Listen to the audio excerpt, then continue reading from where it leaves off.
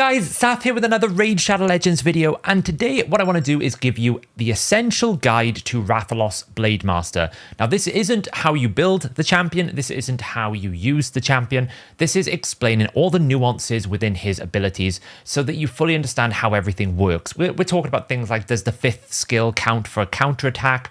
Does that count with an A1 ability? How does the burn mechanics work for various different things? I want to break down all of the essentials so that you have everything that you need to know about how this champion works. I'm going to do 2 further videos on Ratholos. I'm going to do one on Clan Boss, where I'm going to give you an explanation of how it works, ways to build him, and lots of different options you can build him with, some good champion pairings that I think he works well with. And then I'm going to rebuild him and show you how he works in Hydra in another video, the build that I would use him for if you wanted to dedicate him towards Hydra content or sort of high-end content. Now, Ratholos Blademaster should, if you've been collecting him every day, be in your account by now, but you might be waiting for Champion Chase or a CVC or some other window to do it. You can obviously delay the collection if you're very good at sort of clicking on the red dots, which I'm terrible at. So I knew I would always claim it, so I figured I'd claim it and test it for everyone. So the key things we need to showcase and kind of cover in this video is how does this passive work and how does all the interactions with the multipliers work. Now, if you want to see exactly how damage is calculated with him, I've done a good video. It's about a 26-minute video. It's a spreadsheet video that kind of shows you how you can layer all the multipliers. There was one slight mathematical error where I gave him a 1.3 multiplier for his aura instead of a 0.3 multiplier. So he gained about 1,000 base attack, but actually it didn't change the outcome. We've already seen Scratch do a Hydra video where he showcased Ratholos and he managed to get the perfect setup and did about 20 million damage as I thought he would. So what do we got here? Ratholos Blademaster. He is a decreased defense champion on the A1 that doesn't require accuracy for when you're attacking a boss. Now, it's a single target, so you would never want to use this for wave clear. So the fact that he only does a single debuff here, I would absolutely recommend you don't build any accuracy on him and just bring a better decreased defense for the wave. The big ability that does a lot of damage is this A2. He will attack one enemy. Every second use of this ability will be AoE. So essentially, this is the first essential breakpoint. How does this work? You're going to attack once, single target, once AoE, and the multiplier for both are the same. It is a 4 times attack multiplier, so you don't lose damage between the two. They're going to do exactly the same thing. It's just one will be AoE and one will be single target. Now, obviously in Hydra, the only thing you need to be mindful of is the amount of damage reduction that is going to happen if you attack on an AoE versus single target. All the Hydra heads are going to reduce AoE damage, so the AoE component will take a bit of a damage hit. But because you're attacking 4 heads, you won't notice it. He will ignore 25% of the target's defense. If, however, the target is a boss, he will ignore 100% of the target's defense, thus doing true damage. Now, this 25% basically means if you want to use him as an arena nuker or in content where you're not killing bosses for whatever reason, you will absolutely need to build him with further ignore defense. 25% is a good start, but you're going to need Savage Cruel, you're going to need Crushing Rend, you're going to need those things if you want to make him viable in arena. If you have those, then great. If you don't, then he won't do as much damage, essentially. But for bosses, you don't care about ignore defense on this ability. And then finally, we have an overhead slash here. This is pretty standard. It's an AoE ability. He gives himself crit damage buff and increased speed. The only thing you need to be mindful of here, the essential tip for this skill, is in Hydra, this will give him a buff that no one else has, and it could cause absolute carnage for the Mischief tank. That is the issue that I'm currently facing with him right now, is realistically, I want to use this ability because the damage multipliers are pretty good compared to the A2. It's actually worth using, but it creates a buff problem where he has more buffs than my Mischief tank, and trying to make him not be the Mischief tank is pretty difficult. Now, you will have some budget available in your stats to put resistance on him because you're not running accuracy, but you are reducing your damage output by doing so. So you could make him your Mischief tank. But just be mindful, if you want to use him in Hydra, this buff is going to cause you some problems unless you can mitigate it by bringing an AoE increased crit damage and balancing out the buff difference. So the Ratholos Mastery is what makes this guy extremely special. When you're attacking at a HP burn, he deals 50% more damage. He takes 25% less damage. That's a built-in strengthen. And every 5th skill used by this champion will deal 200% more damage. Now, this is about skill usage. It is not about what type of skill he uses. It's not about how many times he uses it. It's all about the usage of the skill. So this means that you don't really want to prioritize reflex, because reflex is about reducing the cooldown of a skill, not using a skill. So you would use reflex in champions such as Geomancer, where you really want that A3 back a lot, so you wouldn't use the A2, you'd put him in reflex, and you just want to keep cycling the A3. In this instance, if you actually want to use this effectively and efficiently, you want to be taking more turns, because every time you take a turn, you take a skill. So let me cover the first essentials here. We are going to show you a little bit of playtesting so you can verify and see how it works in detail. Now I'm going to use a Ratholos skill counter, which is in the top right corner of this video, so we can track how many times the skill usage is being used. And we're going to use this as a comparison. So I'm just going to bring him to sort of like floor 6 here. We're going to basically put in the first test. So what I want to test first, and this is something that a lot of people have asked me, I want to clarify and show you exactly, does counterattack, do ally attacks, do joint attacks trigger his A3, his 5th skill? When you counterattack, is the basic ability considered a skill? Now, I pretty much knew from the video that it would be, but obviously until we get him, it's very difficult to test. Now that we have got him, we can test it here. So I can basically pull Ratholos in here. We can then filter this out, and I can just bring in all of my ally attack champions. We can force it on an ally attack. So if it's going to work on ally attack, it will work on counter attack as well. So we can just bring basically four ally attackers here, and we're just going to test this floor. It's pretty obvious when you know it activates because the damage is significantly higher, right? So if we are going to attack this enemy here, let me just run it through so that we actually can get to a test.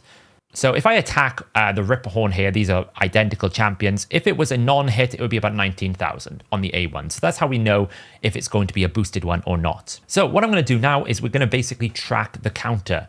So to track the counter here, I've got the counter at the top. Every time I use an ability, I'm going to increase it. And the way it's going to go is it's going to go from 0, it's going to go 1, 2, 3, 4. And then the next ability is going to be boosted, and it resets. So we're going to use this counter to basically keep an eye on this. So we're going to use our first ally attack here with Lonatharil. This is going to be the first attack there. There you go. The skill counter goes up. Then we're going to use our next one. We're going to increase it again. So this is our second attack.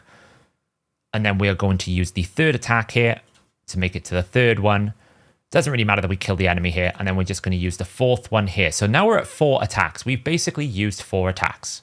So the next one should absolutely give us the boost if this is working how we expect. You know, if this passive is increasing when I use my basic ability, it should go up. So remember the last A1 we did was 19,000. This one is going to do 68,000. So the basics you need to know: ally attack, counter attack, joint attack, all of them are considered a skill usage. So what that means is you can artificially reduce the 5th counter to a 4 counter, so every 4th attack, because essentially an ally attack is saving him a skill usage. It's not a turn he has to take. This is why Relentless would be very powerful, because the more turns you take, the more skills you're going to use. The more skills you're going to use, the more times you're going to get that boost. And to be honest, it doesn't really matter whether it's the A3, the A2, or the A1, because the damage you're going to deal is significant regardless. You can see here, we can basically run this exact same test again. We can go through and we can ally attack. We're just going to ally attack 4 times to force, change through here. And then we can see what his damage is going to be on an A2 versus an A3. So the A2 would basically be a 90,000 hit there. So we can cycle back through now and try it on the A3. The first hit was about 90 to 98,000. Let's see what the A3 can do with the 200% boost. Is it that much worse that we absolutely want to use like some sort of configuration to force the A2, or does it really matter? I personally don't think it matters. I think it's equally as good. So we can see here, this one is going to do 90,000 to 100,000. So whether you're using the A2 or the A3, it's not really much of a problem. Now, obviously, when you get to a boss, it could be different because that A2 is going to ignore 100% of the defense. So it is going to be stronger, but I don't think it's such a gap that you would want to disadvantage yourself by either not booking it so you force the A2 more consistently, or you don't run things like counterattack and joint attack. I'd rather have a 200% boosted attack further than try to force it always onto the A2, because I think all you're doing is you're minimizing the chance, right? It's all about trying to get him into that 200%. The less opportunities you have, the worse damage you're going to deal in general. So that's the first test. It works exactly the same way with counterattack. So in essence, what you want Ratholos to be doing is taking lots of turns so that you can activate this as many times as you want. If you can bring ally attack, you'll be able to reduce that further. Counterattack, reduce it further.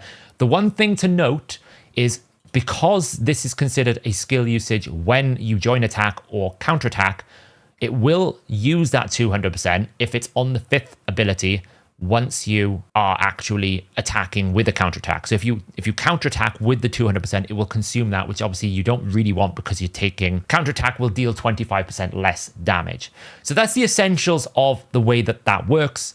Absolutely, you want to always have a HP burn. That's how you would use it. You absolutely want to make sure you always have HP burn with him. This 50% multiplier is also incredibly powerful and more consistent than the 200%. So in terms of how you would build him, you don't build him with accuracy. You build him with either a relentless set, merciless set. If you want to take him into Hydra, I think he would be better off with an ignore defense set. Definitely merciless. Merciless is the best set in the game right now, but I could definitely see a value in you bringing lethal so that you can maximize the damage of this A3 and A1, which you will end up using. If you don't use the A3, then you might actually prefer to go more towards a relentless set to try and cycle the A2 more often. Definitely relentless over reflex. You want to take more turns. I know there are some people suggesting that you can get away with like a really complicated setup so that you always can force this A2. I think you just take more turns. The more turns you take, the more damage you deal. The more damage you deal, the quicker the heads die. The quicker the heads die, the quicker you can get the decapitation bonus. And that's when you can really see his damage cycle. You want to, it's all about multiplicative layering. It's the phrase I'm using with him a lot. Multiplicative layering. How many more multipliers can I add into this passive to keep making the number go up? You know, the 200%, the 50%. Can I add Fury set? That's another 50%. Can I add protection sets? That's more damage. Can I add sort of weaken on the boss? That's more damage. All of these different multipliers, the decapitation bonus. You want to just keep layering it, and that's how you grow the number. I don't think there's much value in almost trying to force to a specific rotation. I just don't think that's going to be very valuable. I think you're going to find you'll do more damage without doing that. Now, the only other thing I want to clarify from the video, I see a lot of people asking me and saying this question. When I did the math, it was about, well, you can't have Fury and Protection together. Now, I want to clarify this because I think it's very important. You can have other champions in Protection set give him the multiplicative bonus. Okay, protection set, when you reach 9 out of 9, which is very difficult because I haven't even got enough accessories yet to do it. But if you can get it on someone who does a double or triple buff, someone like a Duchess, a Siphi, someone like a, Archmage Helmet would be absolutely brilliant in a protection set. He does 3 buffs and he does it in a very quick rotation and they're all very valuable buffs. You will have a 75% to protect the buff. That's fine. Allies deal 5% more damage per each buff placed by the wearer. So when I'm talking about bringing a protection set with Fury, what I'm suggesting is you have someone in the team who buffs a lot, having the protection set that's going to give you bonus damage on top. So he would sit, the Ratholos here would sit in Fury, that gives him 50% when he's on low HP, and then someone like Archmage would buff him with 3 buffs, that would give him 3 times 5, 15% on top. So you're going to get 50 times 15. That's how you use the two together. And just to note, you don't actually need the buff to be protected to get the damage. It just has to place the buff. It doesn't need to be a protected buff for the damage bonus. It's very, very powerful, especially when you then try and see if you can bring in a champion such as the new tree guy, Firol, who has a, when there are 4 buffs on an ally, it will deal another 20%. So if you put Firol in a protection set, he's going to place Perfect Veil and increase resistance. So that's 2 buffs on all allies. So you're going to get a 10% buff from the protection set. Then if you can get 4 buffs on all of your team, which is quite easy to do in something like Hydra, he's going to give them another 20%. So it'd be a 1.1 multiplier times 1.2 multiplier. So that is how you do it. Layer everything on top. If you can do that, you can push this guy's numbers insane. So that's just the essentials. I wanted to clarify the technical things of how his passive works, how it works with ally attack, joint attack, and what's the best way to use him at the moment? What are the best sets in general? You don't build any accuracy on him at all. He doesn't need it. If you need decreased defense for the waves, you bring someone with decreased defense for the waves. You would probably want, if you're not using the A3 in Hydra, to go towards a relentless set, I think. If you can get merciless up to 9 out of 9, because that's what you need for the relentless set, then merciless would be better than relentless because you're going to get reflex plus ignore defense. So it means that the A1 is going to do a lot more damage. But absolutely, if you can't, relentless is better, I think.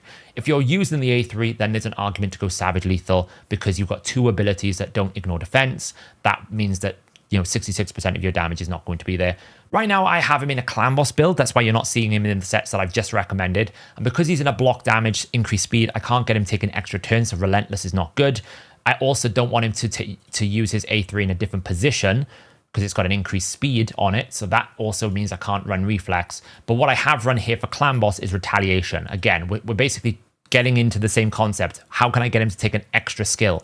Counterattacks counts as a skill. So retaliation on him is very powerful. Revenge on him is very powerful in a Clan Boss setting. Right now you can see I've got him at 7k attack, 307%.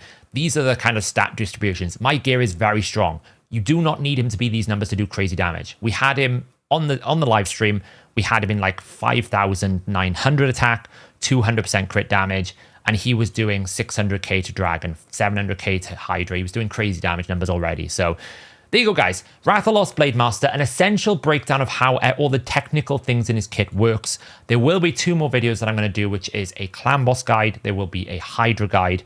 That'll come out this week as I find different speed tunes and different ways to use him. Let me know in the comments below, guys, how are you finding your Ratholos Blademaster? What have you been able to unlock now that you have this champion? I recorded this the day before CBC. I'd imagine a lot of you have held off building him and getting him until CBC for some free points. So I'd imagine now you're going to be starting to look and building him and trying out different things. So let me know in the comments below how you are getting on with him. I think he's absolutely crazy fun, and I think he unlocks lots of different options, especially for people in Hydra who really just need a top tier damage dealer. He absolutely unlocks sort of those problems for players when they push up to the higher difficulties. Because it's 100% ignore defense, it doesn't matter if you are Nightmare, Brutal, Hard. It's all about keeping him alive. If you can keep him alive, he will do the damage for you. It doesn't get capped. So thanks for watching, guys, and I will catch you in the next video.